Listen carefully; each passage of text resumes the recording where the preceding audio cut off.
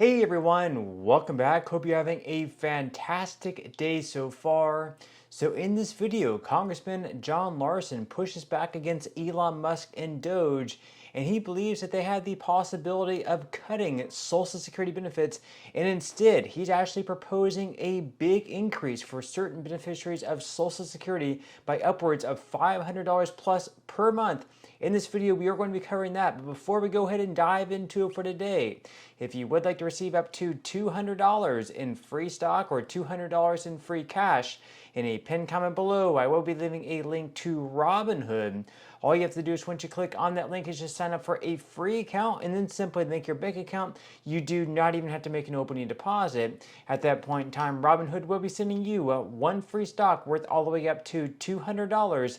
And if you'd rather just have the cash, all you have to do is once you receive the free stock is just sell it for what it's worth and then transfer the cash value right back to your bank account.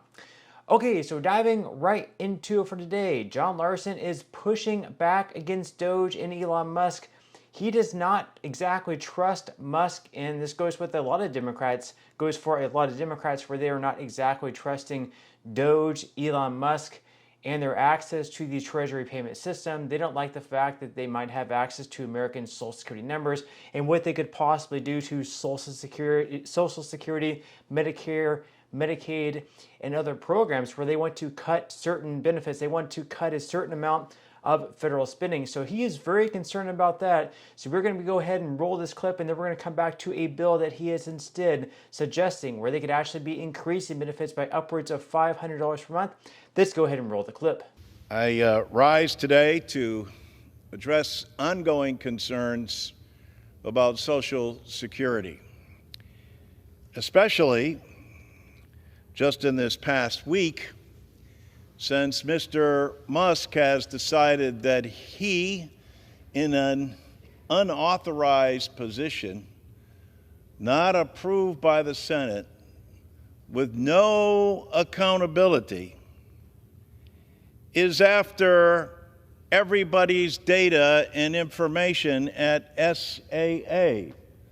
Mr. Speaker, it might surprise some of the viewers in our audience to know why the wealthiest man in the world needs to know your Social Security and Medicare and Medicaid information. Privacy is something that Americans value. Data is something that billionaires can turn into money.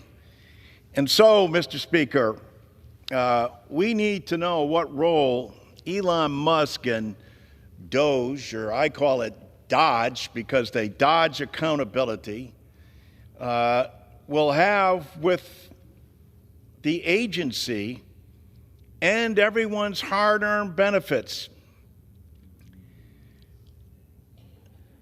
As if an unconfirmed, unelected billionaire should have access to yours or anyone's sensitive information. And if the cuts that they're promising and what he's looking for come through, that means people's personal Social Security will be reduced by 36%.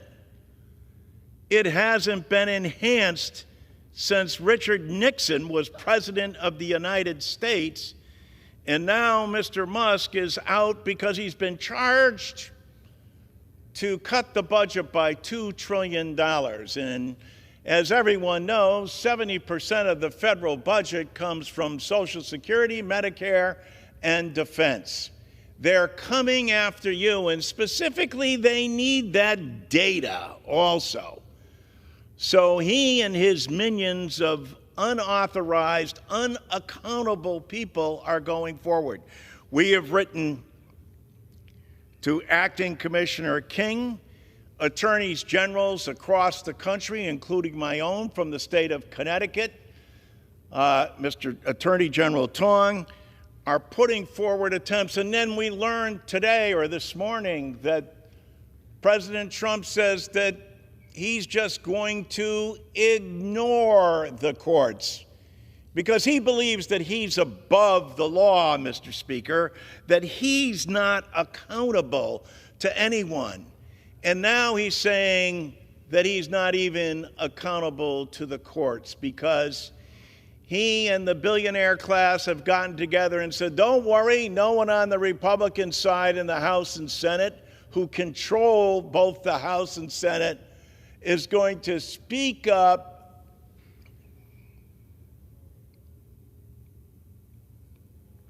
and challenge us.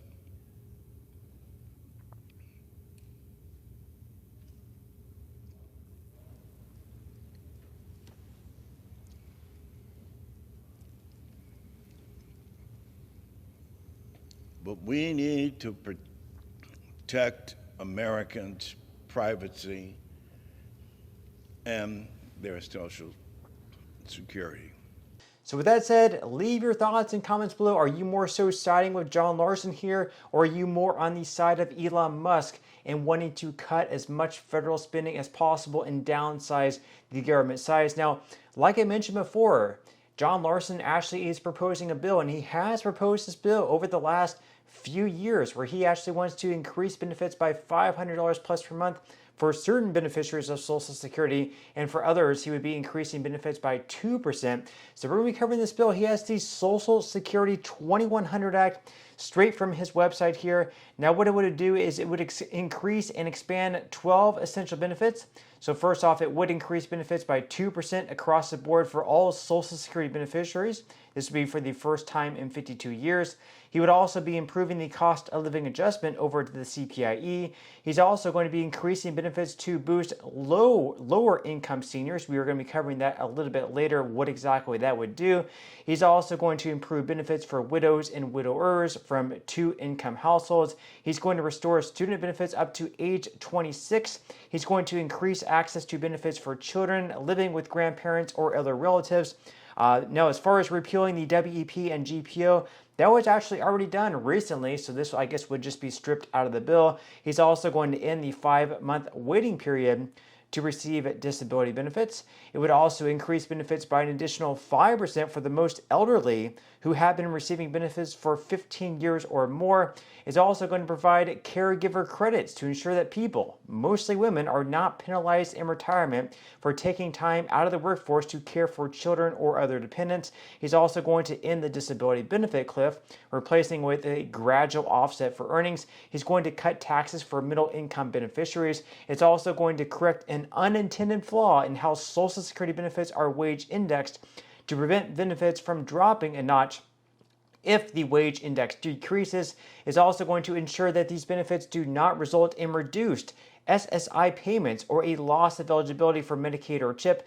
And it's also going to combine the old age and survivors insurance and the disability insurance trust funds into one fund to ensure seamless benefit payments. Now, as far as how they're going to pay for all these increases, basically they're just going to tax those earning $400,000 or more per year, possibly even as low as $250,000 or more.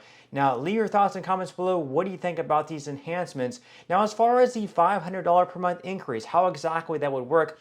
Well, the main thing about this bill, the real big one here, is it would take the special minimum benefit and it would increase that to 25% above the federal poverty line. Now, right now, the special minimum benefit is actually below the federal poverty line. So right now, you can see up on the screen for a one-person household in 2025, the federal poverty line is $15,650. Now, the special minimum benefit, on the other hand, is just $1,093. So special minimum benefit, $1,093, and the poverty level is $15,650. Now, what the special minimum benefit would do, what it would increase by under this bill, is it would increase by 25% above the federal poverty line. So if we take the $15,650 amount and we multiply that by 25%, that goes up to $19,563.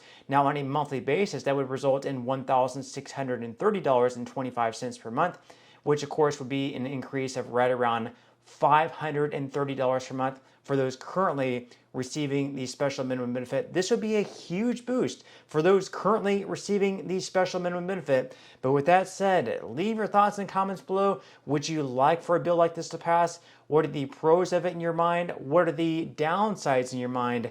Leave your thoughts and comments below. I would definitely love to read them, but that's all we have for today's video, and I will see you in the next one.